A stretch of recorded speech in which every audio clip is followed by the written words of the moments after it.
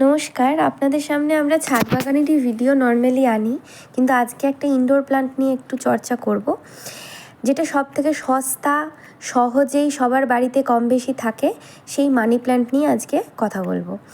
তো এই money plant, যেমন নামটা শুনেই বোঝা যায় মানি প্ল্যান্ট মানে মানি আসে না আসে না সেটা বলতে পারবো না, তবে এর বাস্তুগুণ কিন্তু খুব ভালো। দক্ষিণ পূর্ব দিকে রাখতে হয় মানি প্ল্যান্ট। আর বলে যে মানি প্ল্যান্ট রাখলে, মানি প্ল্যান্ট যদি সতেজ সুন্দর থাকে, তার মানে সেই পরিবারে কিন্তু সুখ সমৃদ্ধির আবাস আছে। তো এটা গেল তো বাস্তুগুণ, কিন্তু অনেকেরই প্রবলেম, বিশেষ করে গরমকালে মানি প্ল্যান্ট কিন্তু শুকিয়ে যায়। ইনডোর প্ল্যান্ট হিসেবে মানি প্ল্যান্ট রাখলে সেই গাছের পাতা কিন্তু শুকিয়ে যায় বা হলুদ হয়ে যায়। তো সেক্ষেত্রে আজকের পরিচর্যাটা সেটার জন্যই, যে এই গাছের পাতা যাতে হলুদ না হয় আর গাছ যাতে শুকিয়ে না যায়, নষ্ট যাতে না হয়ে যায়, সেটার জন্য আজকের পরিচর্যাটা, আজকের ভিডিওটা। এটার পরিচর্যা করা খুবই সহজ, খুব সহজেই পরিচর্যা হবে।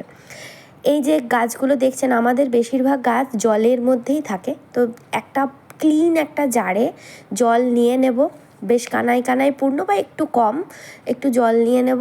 এবার জলটার মধ্যে ইপসাম সল্ট মানে হচ্ছে ম্যাগনেসিয়াম সালফেট।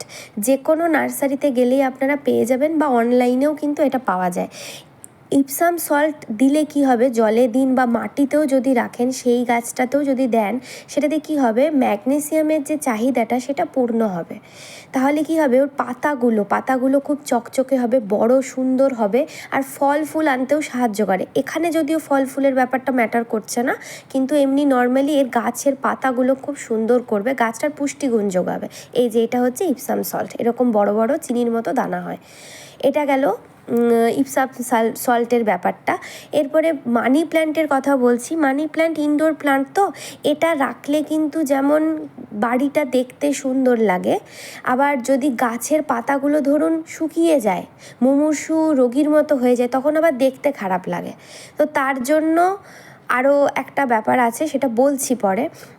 এই গাছটা কিন্তু শুধুমাত্র বাস্তুগুণ নয়, এটা কিন্তু আরেকটা ব্যাপারও আছে, সেটা হচ্ছে দেখতেও ভালো লাগে, তার সঙ্গে সঙ্গে বায়ুকেও কিন্তু পরিশোধন করে। আমাদের বাড়ির যে বাতাবরণটা সেটাকে ক্লিন করে, টক্সিসিটি দূর করে। তো এই মানি প্ল্যান্ট কিন্তু ইনডোর প্ল্যান্ট হিসেবে ভীষণ ভালো একটা অপশন বলতে পারেন। খুব সহজে পাওয়া যায়, কম দাম, খুব ভালো একটা অপশন।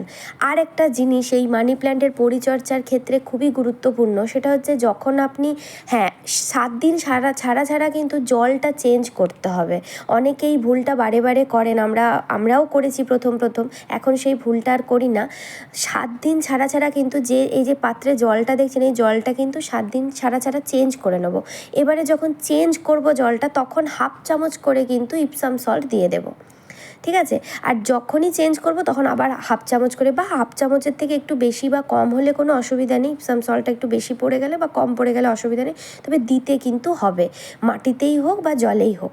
আরেকটা জিনিস হচ্ছে, ইপসাম সল্ট দেওয়ার সঙ্গে সঙ্গে গাছগুলোর যে পাতাগুলো, সেগুলো তো এমনিতেই বড় হচ্ছে, চকচকে হচ্ছে, কিন্তু আমরা যে জায়গায় বাস করি, দেখবেন ধুলোবালি আমাদের মানে বাড়িতেও জমে যায়, আসবাবপত্রেও জমে যায়, তার সঙ্গে গাছের পাতাতেও কিন্তু জমতে থাকে।